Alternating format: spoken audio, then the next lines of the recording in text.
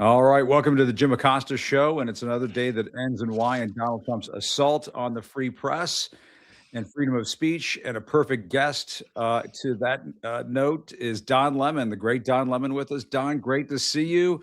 You and I have been going back and forth trying to figure out a time to talk about all of this. How are you doing? How you holding up? I'm doing okay, and it's good to see you. It's good to see that you're still in the fight. You're still doing great, and I love the breaking news. I love the Jim Acosta show, the report. So I'm doing okay. It's a lot, as you know, but no, Yeah. well, maybe I don't know. They took your press pass, but they didn't take your freedom. So it's a little bit different, right? Is that like Braveheart or something? Is that like They can what? take away our press. Remember that? They can take away our lives, but they can't. I know, whatever that was. Sorry. Yeah. Bad reference. Dated, very badly dated reference. That's No, but I okay. mean, no, my press pass thing is, I mean, no, I didn't get locked up. I thought my career was going to come to an end. But this is far more serious, Don, what you're going through right now. And I've been describing this as the jailing journalists phase of Donald Trump's authoritarian project. And he's Mhm. playing for keeps. And I think this is not just a message directed at you; it's directed at everybody in this Yeah. country. Yeah, What do you I'm think? glad I'm glad you realize that because this is Yeah, look. I happen to be the central character in my part of the story, but the bigger story. This goes way beyond Don Lemon, and I think you would feel the same way if if this happened to you, because what they're trying to do is decide, and this is a very dangerous place to be in, what protests you can cover and what you can't, and that would go to what wars you can cover and what you can. And I think it just has, or, what stories you can cover and what you can, just like what's happening at the Pentagon. As you know, you got to sign the yeah, thing if you want to report on the Pentagon, that they have to approve it. So it's that. And then the other thing is that they're trying to decide who gets to be a journalist and who's not a journalist. And I've seen, some random stories of people going, "Well, is Don Lemon a journalist and who's a journalist?" It's like, what the fuck are you talking about? I've been yeah. doing this for 30 years. Of course, is that all gone? Then now that I'm Right. independent and that I'm not with a news organization, and I'm all of a sudden not a journalist, it's just ridiculous. I actually had to confront one of our old colleagues the other day on that, who Yeah, I wrote mean, something similar. well, and I hate that. I honestly hate that crap because, there's a lot of professional envy and jealousy in our business, and it brings out the worst in people. But as I've been saying, and I've done a couple of hits on MS about this, like, we just have to support you in all this. And I consider you a friend, and a colleague, and of course a fellow journalist. And what are we going to do? I mean, we're not going to support one another right now. Like, give me a Yeah. break. This is what's next? Closing down news organizations. Like, we just can't have that kind of thing in this country. But the other question, I mean, but really, Don, like, how are you doing? How are you feeling? Is this overwhelming? Are you able to deal with this? Like, what's it been like? Well, look, overwhelming, but not in the sense where I can't handle it, and I can always Yeah, shut it down and say, you know what, I need a break. But yeah, I'm not going to stop. I'm still going to do my show. I'm still yeah, going to discuss what I can discuss about it. I'm not going to litigate it in the press. I'm not going to, talk about things legally for which I can't talk about. But and it's not going to, this is not going to stop me, as it wouldn't stop you. And so, yeah, it's a bit overwhelming. The attention is something that, as a journalist, that is that you don't want. I don't mind people stopping me, as they have since I've been in this business, for a selfie or for a picture, or for to say hello or an autograph, whatever that means. But this yeah. is quite different. People engage on a different level, and then the MAGA folks are uh, can be a bit unhinged and violent, as we know from January 6th. And That's so right. that's concerning for me as well. Yeah, but Don, I mean, to the point that you made earlier, and I don't understand why people don't get this. You say in the video, I've been pointing this out repeatedly. You say in the video, "I'm here as a journalist. I'm here Yeah. covering this." That's what I'm doing. We play the video. You say it. Mhm. Not part of the group. Very I'm just here clear. This is the video. photographing. I'm a journalist. I'm a journalist. Yeah. I'm here photographing. Like, what Numerous part of that times. do people not understand? I don't know. It's weird because they kept saying it even when I told them that I'm not. And I think they were looking at me, and because the bulk of the protesters were black, maybe they thought because I'm black then. And I kept saying, I'm not a protester. I'm here covering the protest. I'm not with them. And they were, they just for some reason could not understand. And I had to keep telling them that I'm not part of the group. I'm just here photographing, and I would say chronicling or whatever it is. And that's it, Jim. So why they couldn't Yeah. figure that out, I don't know. And the only time you see me in that going to anywhere up to anyone was when I went into the crowd to interview the other person, the protester, the woman who was leading the protest, or when I was going for the pastor. I'm not part of the group. I'm just here Yeah. photographing. I'm a journalist. But anyway, yeah, no, I Yeah. mean, even when you're talking to the pastor, that did not seem like a heated confrontation or anything. You're talking to him. It wasn't heated. He stood there and talked to me for a long time. And then, Yeah. so look, I will just say in this, the video speaks for itself. I mean, they can, Yeah. as they can try to do as they did with Renee Good, as they did with Alex Preddy. They can try to get people to believe something other than what they're seeing with their eyes and hearing with their ears, and that's what they will try to do. But I think the video tells you everything that Right. I was there doing I was there doing journalism, which is what I was supposed to be doing, which is what I went there to do, and that's it. Yeah. And I mean, one of the things we should point out, I mean, Trump did respond to this, and he claimed he didn't know anything about it, which I don't believe. And then he said about you, he said, he's a sleazebag. Everyone's known that. He's a wash up. But he said, probably from his standpoint, the best thing that could have happened to him. I love when Trump does that. He sort of did that with my press pass thing. He was like, well, it wasn't so bad what Jim did, but it's probably been good for him. It's like, first of all, we know, you and I both know that Donald Trump was, I mean, or maybe you don't feel this way, but it seems to me he had some involvement in this. There's, whether it's just griping about you, making it clear he doesn't like you, and then the way they sycophantically react to everything that he does. I mean, to say, oh, I didn't know about it, or, I wasn't aware of it. It's Come on. Of course he's aware of it. And if he wanted to, he can tell them, look, don't do this. And they would do it. Right. And even if he wasn't aware of it at that point, he could say, end this. And he didn't. So look, that's very telling. Look, Donald Trump is a compulsive liar, as we know. And if his lips are moving, he's probably lying. And so we know that. So why would you believe anything that ever comes out of his mouth when he has been proven to, lie consistently on a daily basis? So do I think he didn't know anything about this? No, I don't believe that. Does he have some involvement in it? Of course he has involvement in it. He hired all the people who are going after me. Those are his hires. So he is involved just by simply being the president of the United States and their boss.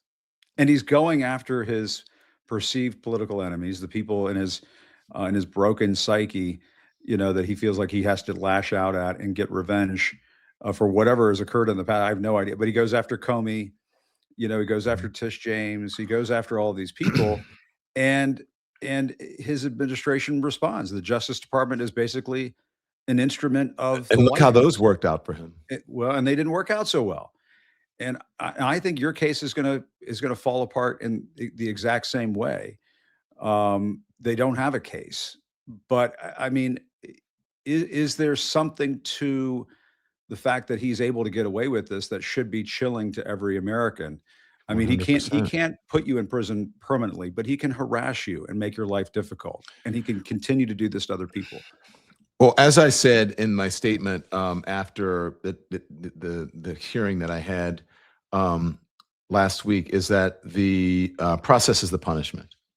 And so just by doing it, they think that that's enough because they want to embarrass you. They want to send a message to the MAGA faithful. It's most people see through it. The MAGA folks are like, oh my gosh, yeah, get him. And other people are like, what are you doing? This is stupid. Most people, most sane, rational thinking people understand there is a difference between a protester and a journalist. And they also understand when they've crossed the line from a democratic administration to an authoritarian regime, which is the territory that we're in right now. Absolutely. And you said that you might have some important information to share, some new information. Well, no, I just had some, I didn't talk to you last week, but just things that I shared afterwards. And as you know, and from my attorney, that we served the prosecutors with 2 pages of demands for what they claim is evidence. Last week we announced our intention for this case to have the grand jury transcripts released to show the charges are baseless. And we made it clear that we will move to dismiss the charges as violating the First Amendment. And so, that's directly from my attorney. That's what I can share with you, and that's what has been shared publicly. And so, that's where we are right now. So I am going to fight this. Good. Well, and with my press pass case, we had to go to federal court, and we fought this on due process grounds and First Amendment grounds. But the lawyer that we had at the time, Ted Olson, the famous Ted Olson, who was in the Bush v. Gore case and lots of other cases over the years, said that we had a better chance on due process grounds.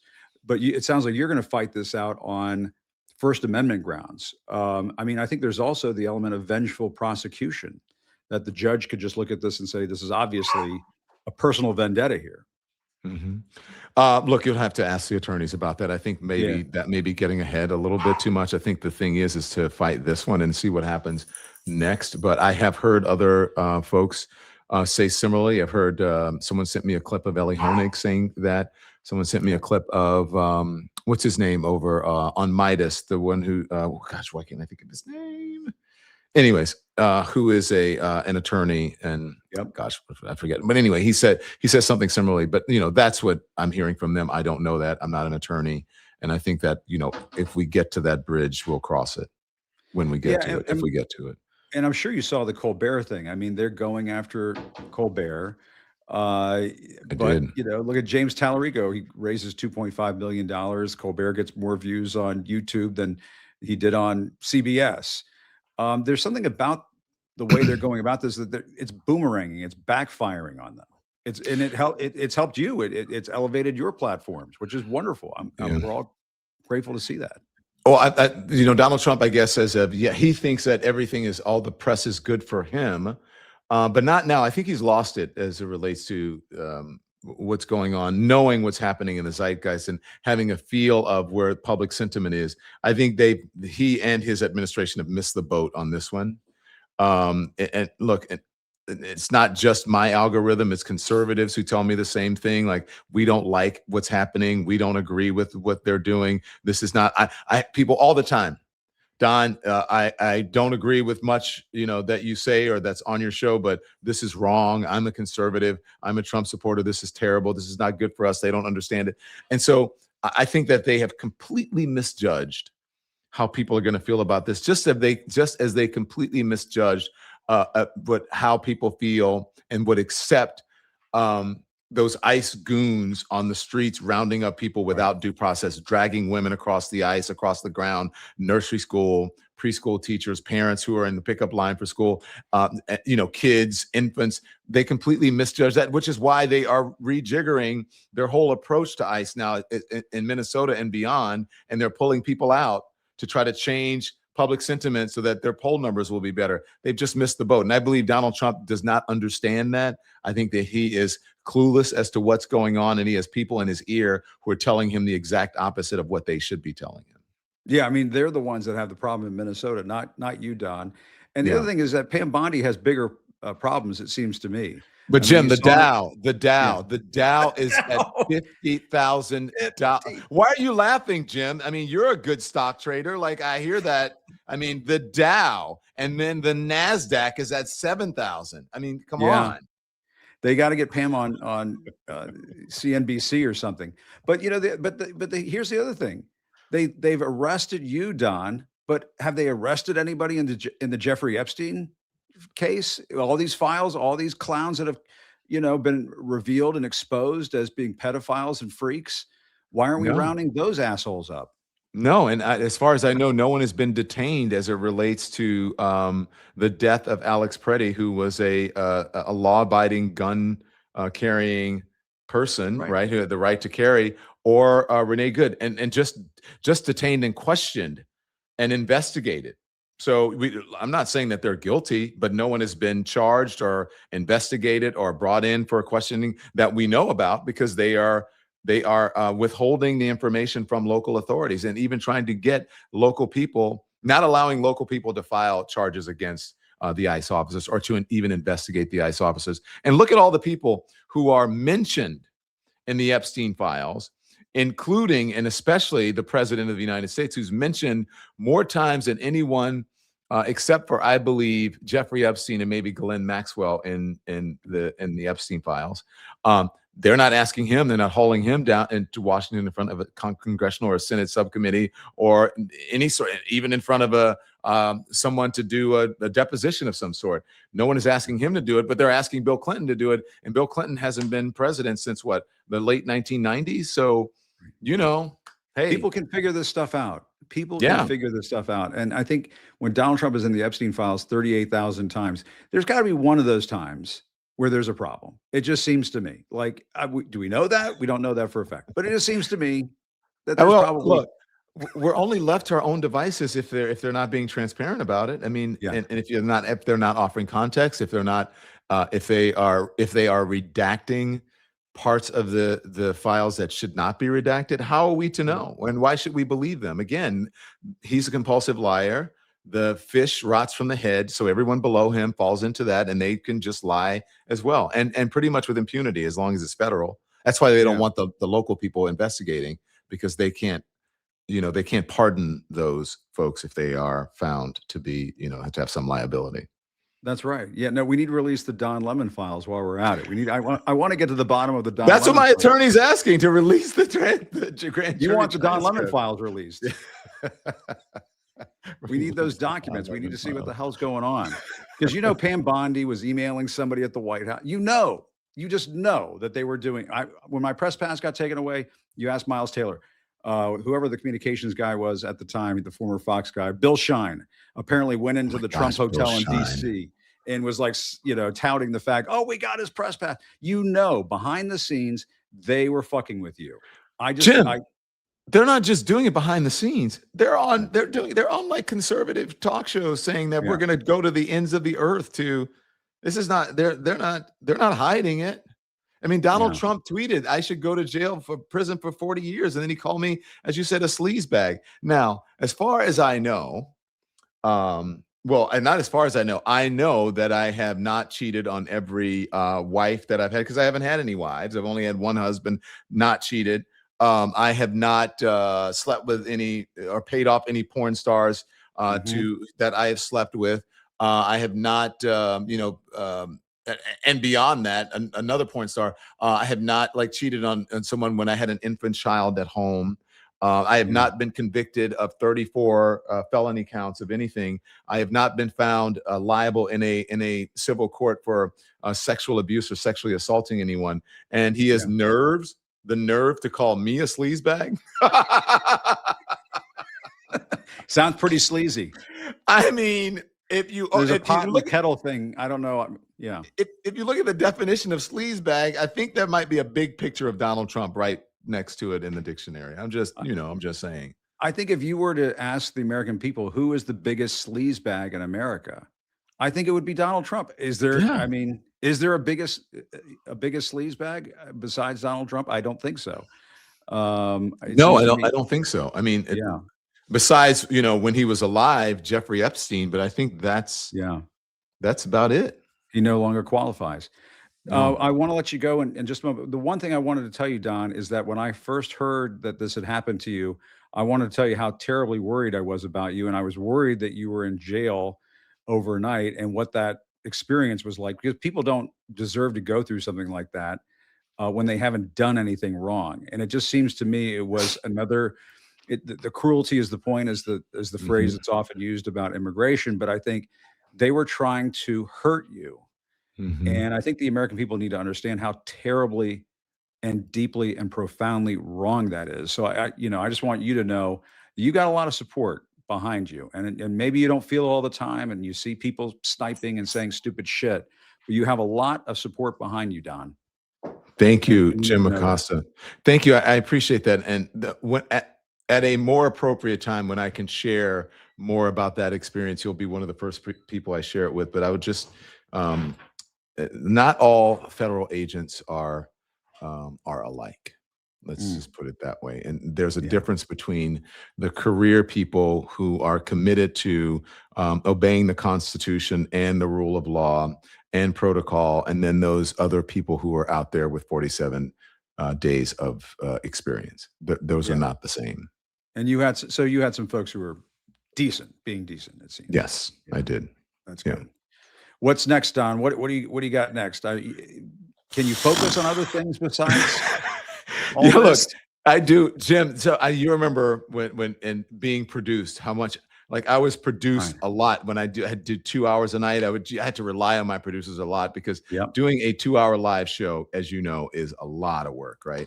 And so I'm being produced right now. And so after this, I have my pre-show meeting, but I've already had the pre-show meeting just before you. And then so just before the show, I'm going over, and then I do my 5 o'clock show live on YouTube. And then after that, I have a sold out show here at City Winery with D.L. Hughley.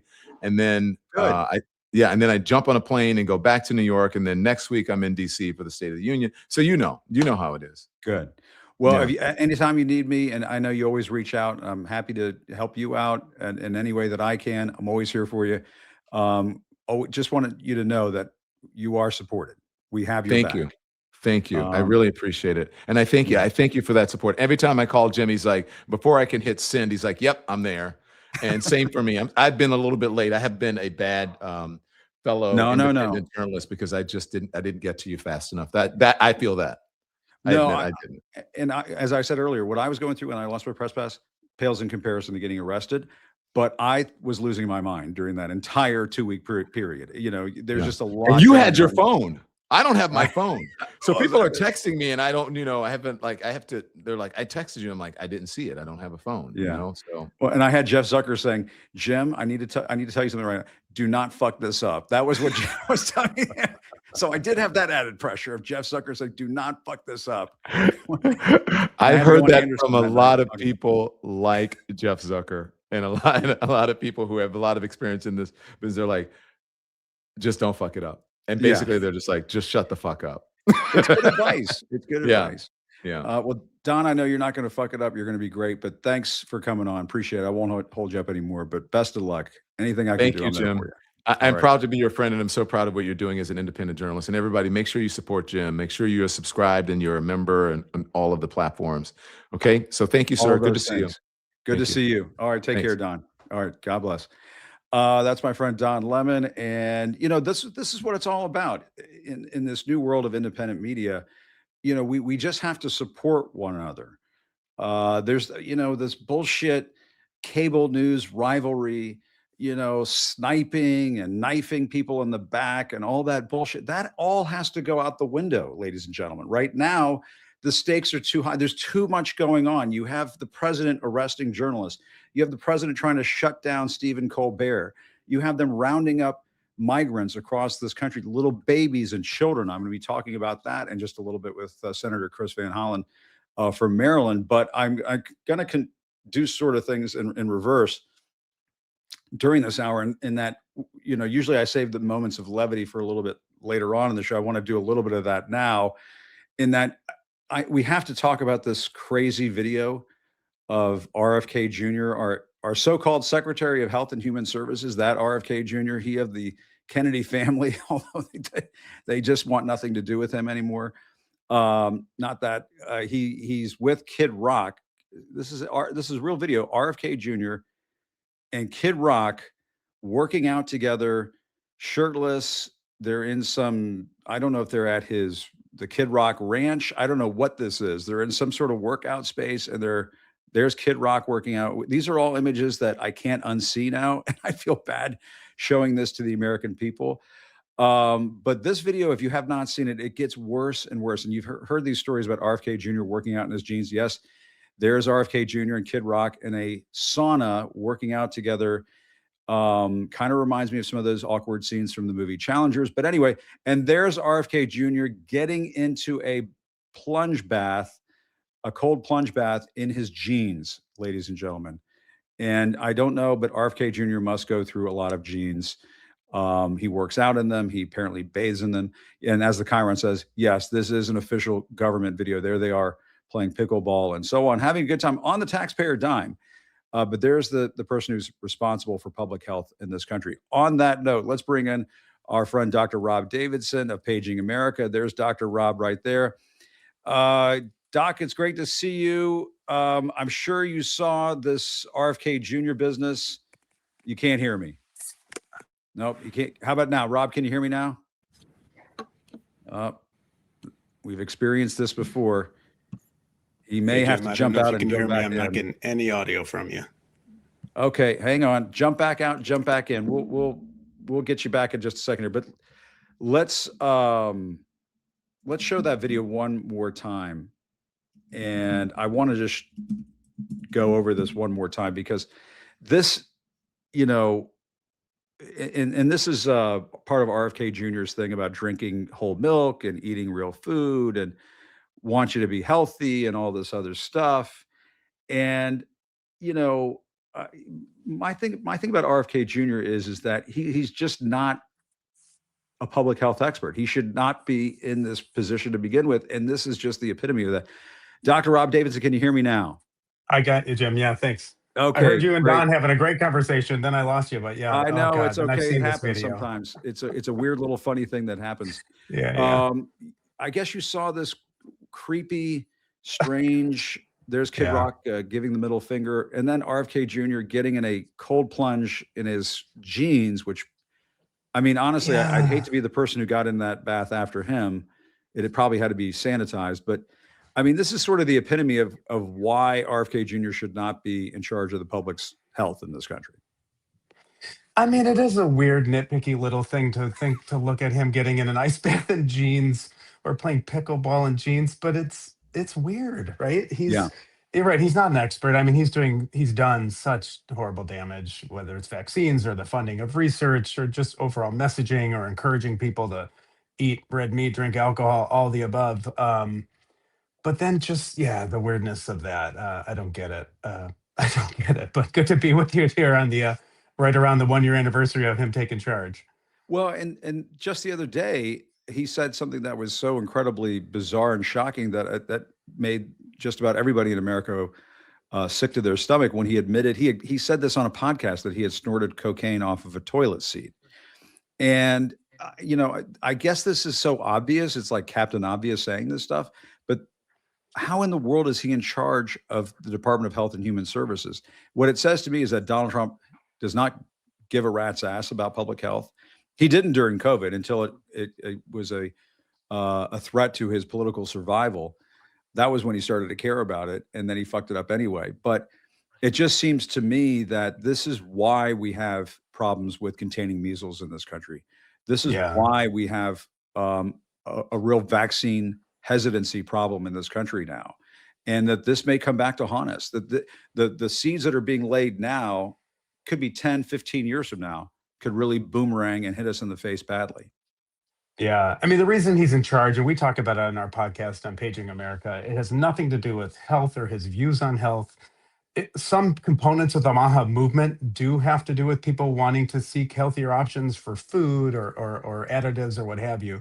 But MAHA for RFK Jr. and for Trump is about coalition building, right? It's about a political movement being pulled into MAGA to allow Donald Trump to win the presidency. And the reward for that is RFK Jr. getting to do, and he said it, no other president would let me do some of the things that I've been doing. You know, he said that what we all have seen obviously out loud, but it's I think just simple electoral math in 2024. Now hitting to the midterms, it's a little more tricky because, you know, the shine is a bit off now that he's done the crazy and awful things that he's done. But MAHA is still a coalition within a political movement that they're trying to manage, and RFK is the head of that. Yeah, I mean, it seems to me that, I mean, it's not just me, but I mean, they are putting some real unsavory characters, some real questionable characters in some pretty important roles. And, you know, these are all folks who are kind of cut from the same cloth from a standpoint that they just sort of believe in conspiracy theories more than they do science.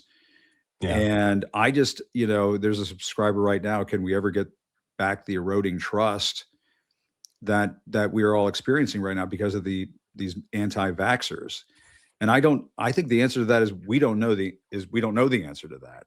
Right. Just because you put somebody 4 years from now who is pro-vaccine doesn't mean that people are going to start getting vaccines again. Yeah, I mean, it's going to be generational, right? We're Yeah. talking about a decades-long project to rebuild the trust. But I think, lessons learned from COVID, lessons learned from his ascendancy, and sort of this embrace of kind of anti-science and conspiracies, is that whatever we start to build in 4 years, hopefully 3, 4 years, has to be sort of radically transparent, and like communications. I think Biden learned this with the accomplishments they had. Obama even, when they enacted policies that are of benefit to people, that isn't enough, right? Just doing the work isn't enough. Saying the thing, it's how you communicate it, and it's doing it in all the channels now that are available to people. It's what they're doing. It's what they've been doing. It's what people see Yeah. through Facebook and Instagram all the time. That's how they've penetrated this world so well before he took charge, and now he's just take it to officialdom. And I got to ask you about this whole milk thing because, Mm. when I was a kid, we had whole milk in the refrigerator and you would drink it and so on. But then over time, health experts said, you really can get the same benefits from milk if you drink milk that is not as fatty, Yeah, 2% milk, which is still pretty fatty, or even skim milk. And right. you can get some of the same health benefits. What is, it seems to me is very weird that they're pushing whole milk. It's like they couldn't push raw milk because people get Yeah, sick. right, And right. so they're pushing whole milk instead, but it's very fatty. Do we really Yeah. want, when we have this obesity problem in this country and people are signing up for all of these prescription medicines to deal with obesity, that we want people to drink whole milk? Doesn't seem like good public health policy. It doesn't, and it's Yeah, this weird. I guess he has a weird fixation on it, on the full fat milk, and how that. I mean, for little ones, yes, right. sure. As they're developing, as they're growing, but as adults, or older kids, it doesn't make sense, and it doesn't make sense to have Mike Tyson on the Super Bowl ad talking about his challenges with obesity and how it made him feel and why he chose healthy foods, and then in the next breath promoting saturated fats, red meats that contribute to obesity and also heart disease and other diseases. Like everything else he's done, it doesn't make sense, and it has to be either some weird corner of his brain that the worm is controlling, or possibly some part of the coalition that he's trying to keep together to keep the Maha movement strong. Yeah, I mean, the thing about getting in the cold plunge with the genes, I mean, it is kind of like he is the grossest secretary in the cabinet. I think that is pretty clear. Like, I just don't. Yeah. Why are we doing this in front of in front of the American people? But when you do, I wonder, Dr. Rob, if you hear from folks from time to time who say, "Well, I do like what they're doing about maybe we should have so many additives in foods, or maybe we should have less processed foods, and that sort of thing." I don't have a problem with that. That's fine, but Right, right. it doesn't replace vaccines. It's sort of like the kooky ideas that he has about preventing measles. That if you just use the right, vitamins and that's where, sure, fewer additives, healthier foods. Why not? Yeah. Yeah, I mean, that's part of the problem, right? There's a little nugget of sort of reasonableness in what they're talking about, and then to be a part of the movement, though, you have to kind of take it all in. He made some ridiculous comment about how he was anti, mercury in fish, and no one claimed he was anti-fish back in the day, and yet he's part of an administration that's promoting policies to burn more coal to add mercury to the environment, which is how we get mercury in fish, right? We don't get mercury through vaccines like they at one time, and honestly continue to sort of promote that potential idea. We get it from the environment, right? And we Yeah. put it into the environment burning coal. But that's part of the problem. They'll say something semi-reasonable, right? Like, sure, would it be good to have less additives? Absolutely, right? Are eating whole foods, is that a better idea? Absolutely. But it doesn't substitute taking $1 trillion out of Medicaid for tax cuts for billionaires. It doesn't substitute the over 1 million people who lost insurance because of the loss of ACA subsidies. It doesn't substitute all the mercury they're putting into the environment by burning more coal instead of switching to renewables, as they had done in the previous administration. And so, like, that's the challenge, right? Accepting some of those good ideas. The AMA, I feel, fell prey to this when they came out and said, yes, we want to work with this administration on healthier foods. And yet, they gave money to a bunch of members of Congress who voted for the $1 trillion in Medicaid cuts. It's hard to understand, how to support anything they're doing when the totality is so damaging. Right. Never bend the knee to somebody who gets in a cold plunge in blue jeans. That should just be a good rule of thumb in There you life. go. There you go. Dr. Rob Davidson, great to see you as always. Let's keep doing this. Always love it when you come on. Really appreciate it. All right. Thanks, Jim. All right. Thank you. I do want to switch gears and talk about something that, that I talked about on the show yesterday. I want to talk about it again today, and it has to do with the case of 2-month-old Juan. As I talked to you about on the show yesterday, he was in detention with his mother at the notorious Dilley detention facility in South Texas. He had respiratory distress. He was taken to the hospital, brought back to Dilley. This is my understanding in terms of the chain of events, and then was deported out of the country with his family. This is a 2-month-old child who was going through respiratory distress and had to be taken to the hospital because of it.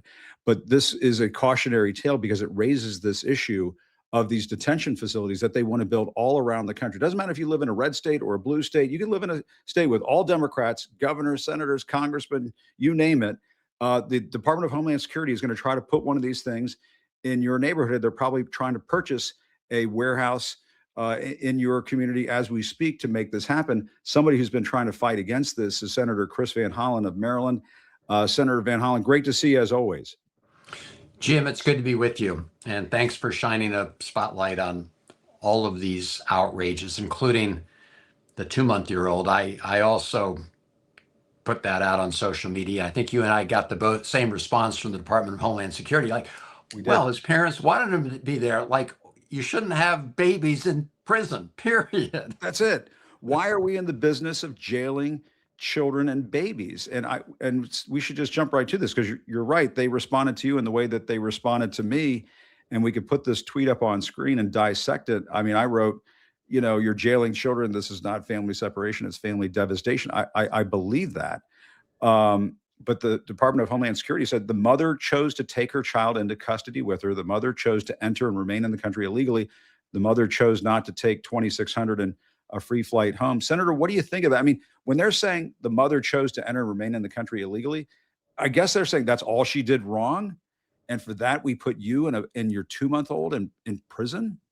Well, that's exactly right. And this is the big lie that, Donald Trump and this administration have been telling the American people for a while now, which is that they're going after the so-called worst of the worst, when what they're really doing is sweeping up all sorts of people who have deep roots in our communities, who pose no threat to public safety whatsoever in the overwhelming number of cases.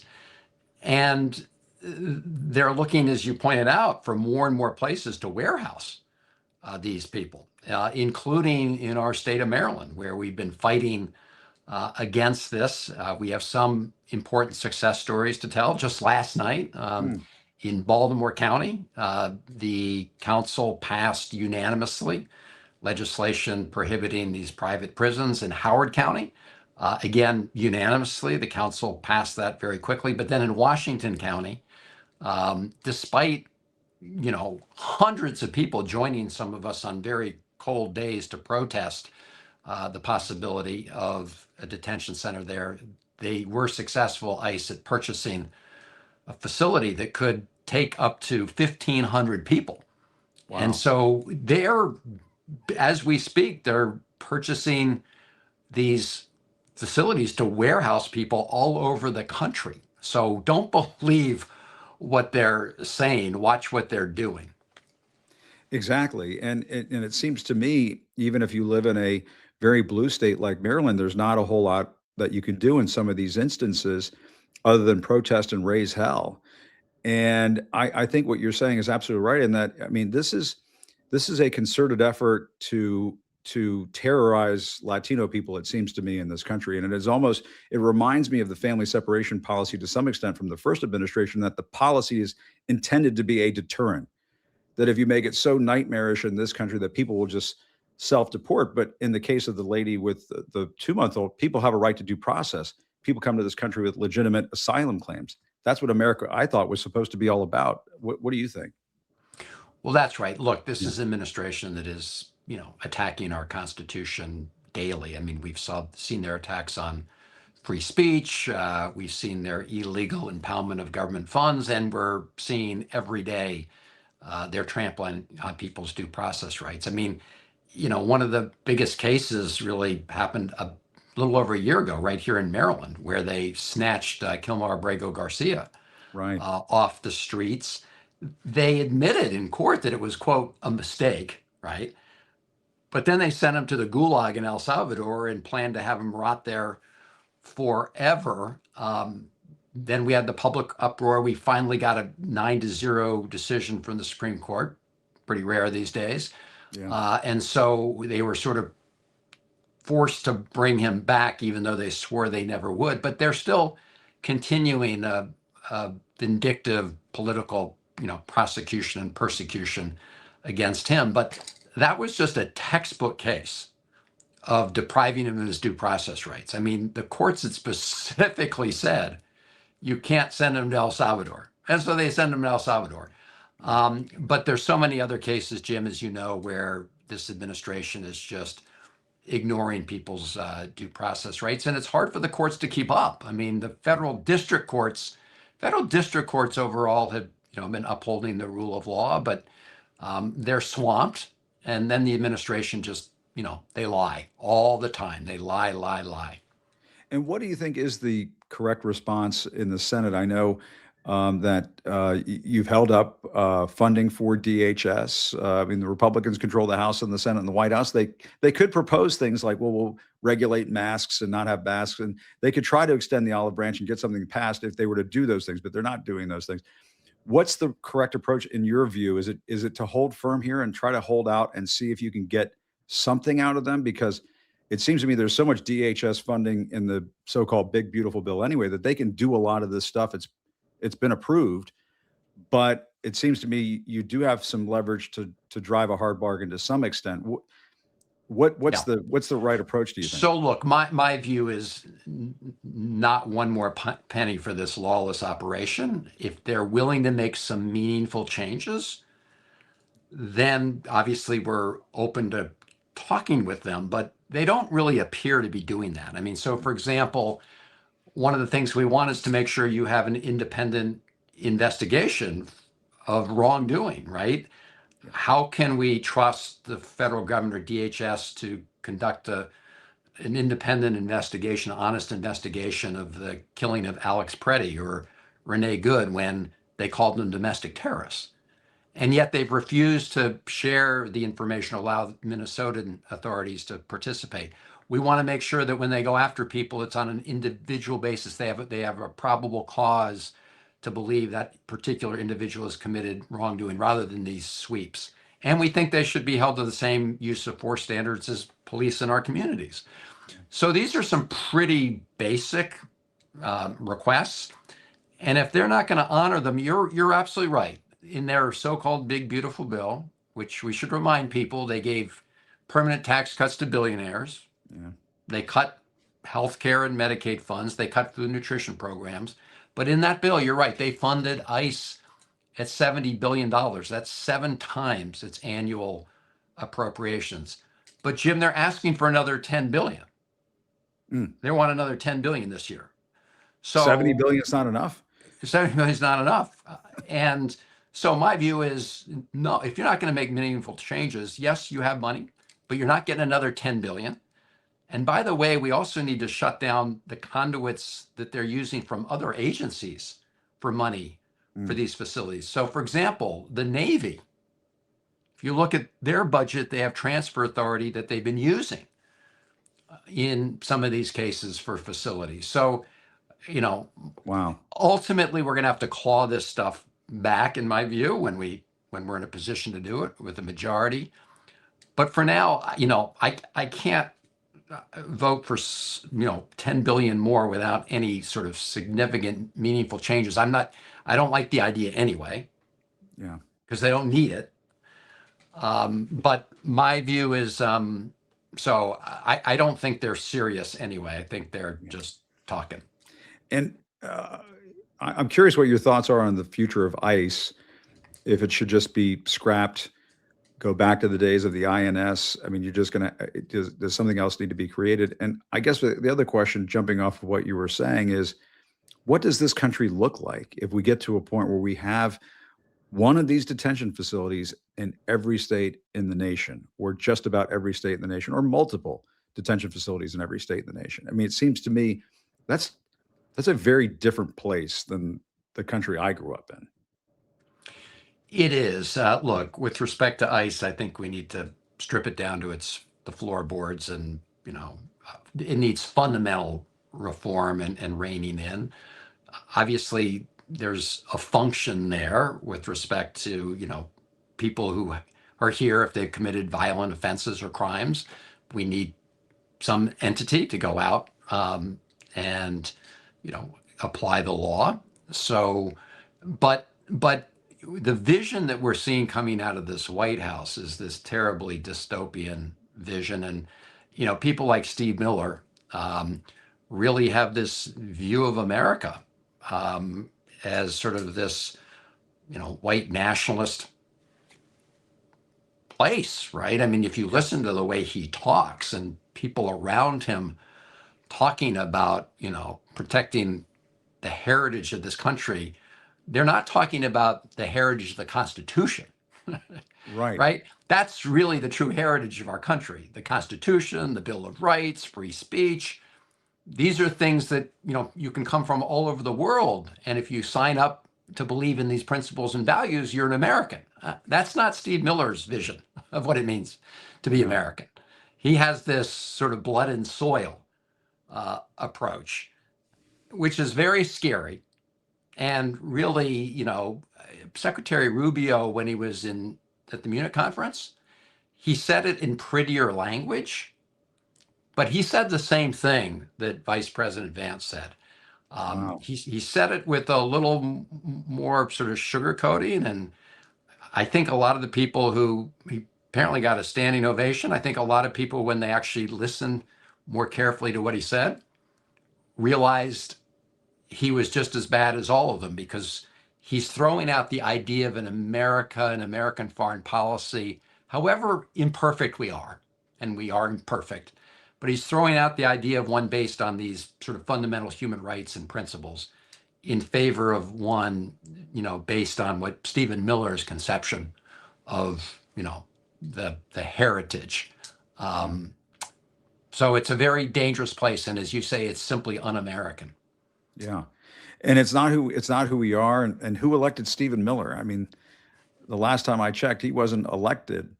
But maybe I don't know. What's your sense of the president and his, I mean, when Joe Biden was in the White House, people would talk about, if he got a word wrong, that there was this, we had to all go into a state of panic if Joe Biden said something wrong. Donald Trump does this all the time. And it seems to me that Stephen Miller is very much in charge that's my observation. I think I think you're absolutely right. I think Stephen Miller is pretty much in charge of domestic policy. He certainly has this portfolio when it comes to immigration and trampling over people's rights. And then they're extending these same ideas into our foreign policy, which undermines our position around the world. Yeah. But you're right, Donald Trump, he's on social media an awful lot, obviously, but he seems to have surrendered a lot of the power he has to people like Stephen Miller. And let's not, Donald Trump. Also, we know what he stands for ultimately, right? I mean, we saw what he did when he reposted that horrible racist video the other day. So we also know who Donald Trump is, and it's a really dangerous moment for our democracy. And I will say that what gives me hope, and probably you hope too, I know are the people in Minneapolis literally blowing the whistle on this wrongdoing. And we all need to be whistleblowers. That's our job. No question. Well, Senator Van Hollen, I really appreciate your time. Thanks for coming by, and we'll stay on top of this detention facility that they want to build up by Hagerstown. I just can't believe that something like that would be built in the state of Maryland, but it just seems like they're not giving people a choice. And whatever happened to states' rights? I don't know. I mean, it seems to me that conservatives used to believe in that, but I guess not anymore. Yeah, in the Washington County's case, yeah, you had the Washington County Board of Commissioners, which Yeah.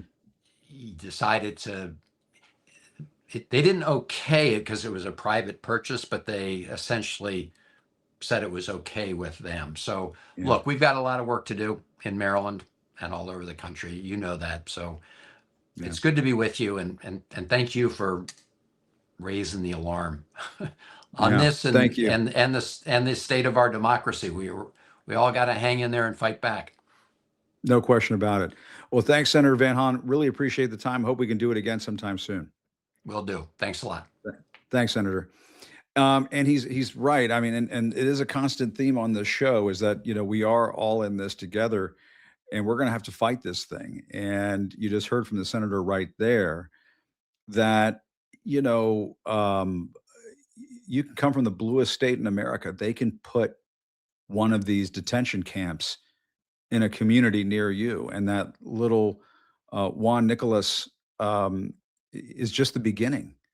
This is just the beginning of Donald Trump warehousing Latino babies and children in this country. And for folks who think that this sounds hysterical or hyperbolic, you're not paying attention. I mean, you can just look at the tweet that the DHS put out there responding to me. They like to say over there that, oh, Jim, he's no longer at CNN anymore. Good riddance. But yet they have time to respond to my sorry ass about this. But I asked the question, why is a 2-month-old baby detained by ICE? Are we going to have some standards of decency as a country? Do the people in power hate Latinos that much? The answer to the final question is yes. Stephen Miller, and I should just address this to Stephen Miller. He and I tangled before. It goes back 9 years now when we tangled in the briefing room over the Statue of Liberty. He has powers now that young former Hill staffers could dream of. He basically remote controls the president of the United States. He is basically in charge over at the White House right now. He and Marco Rubio are running the show. J.D. Vance is an afterthought.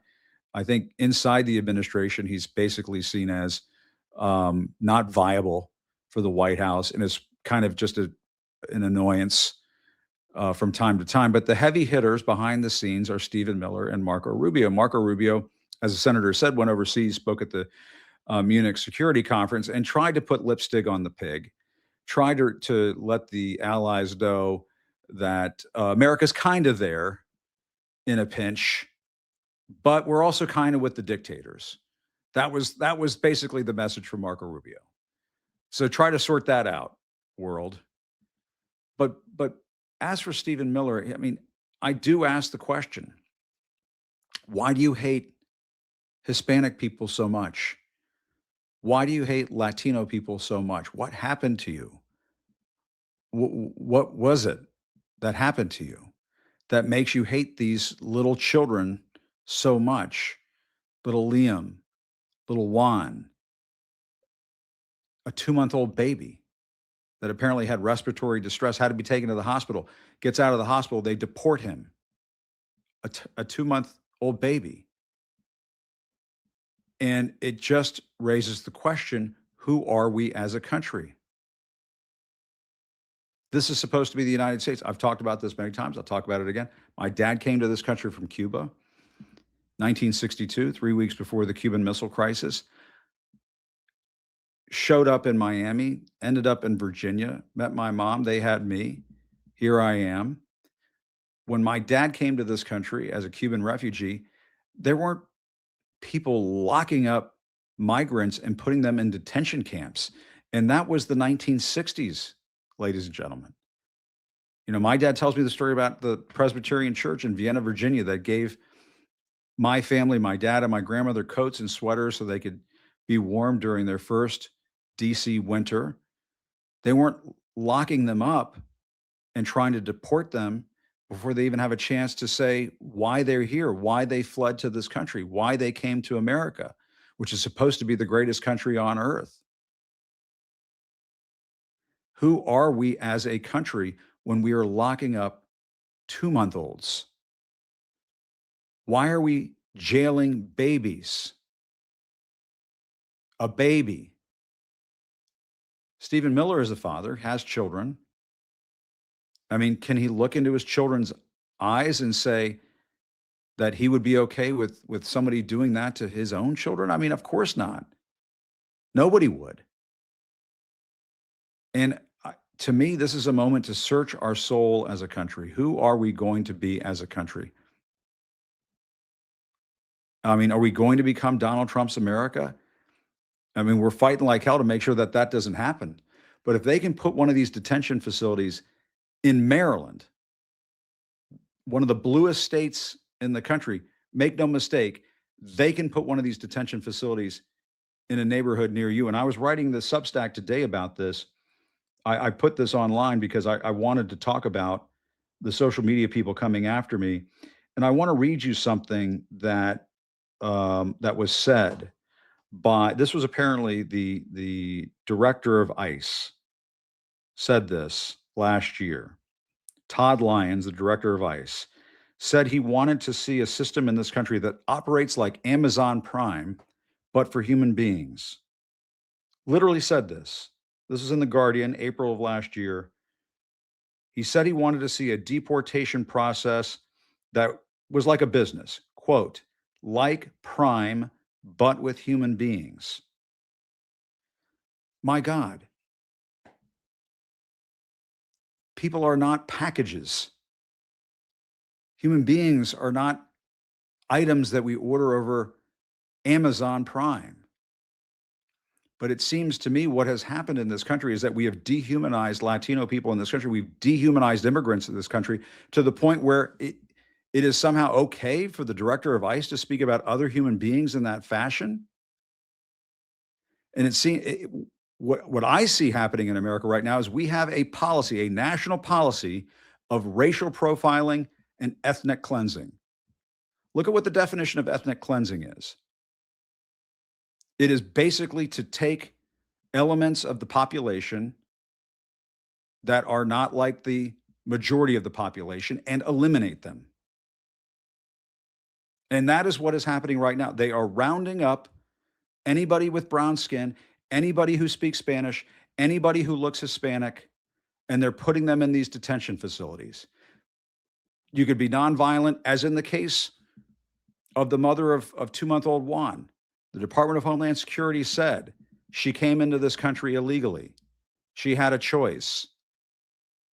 Are we going to have the conversation? Are we going to talk about the fact that the reason why people like Juan's mother come to this country is because there are jobs in this country that people here don't want to do? There are jobs in this country that a lot of folks don't want to do. And these migrants come into this country and they do those jobs.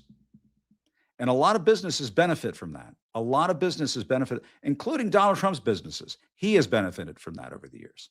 He has employed undocumented people over the years. It's been established over and over again. Total rank hypocrisy.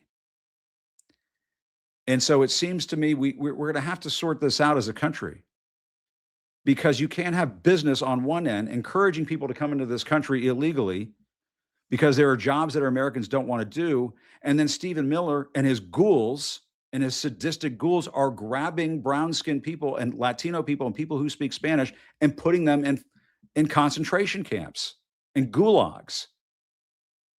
We cannot become that country. We need to sort out which one is it. And it seems to me that we're going to be the country that continues to be a place where there are folks who come to this country because there are jobs that Americans don't want to do. And America has been just fine because of that. But America won't be fine if these detention facilities, like the one in Dilley, these are no places for children. They are not suitable for little kids and babies. if these facilities can come to a neighborhood near you. It's not who we are. It's not America. I want to thank Don Lemon for joining me today. I want to thank Dr. Rob Davidson and Senator Chris Van Hollen of Maryland. Remember to support independent media. It does matter. It does support the work that we do here on the show. Keeps the lights on, keeps the cameras rolling. And I think it makes a difference. I think it makes a big difference. And if we weren't doing it, would we be talking? Would our corporate media people be talking about this? I don't think so. And so we need to be there for one another in this hour. And as Chris Van Hollen was describing it earlier, a dangerous moment. We are at a dangerous moment in this country, ladies and gentlemen. So hang in there until next time. Still reporting from Washington. I'm Jim Acosta. I'll see you next time.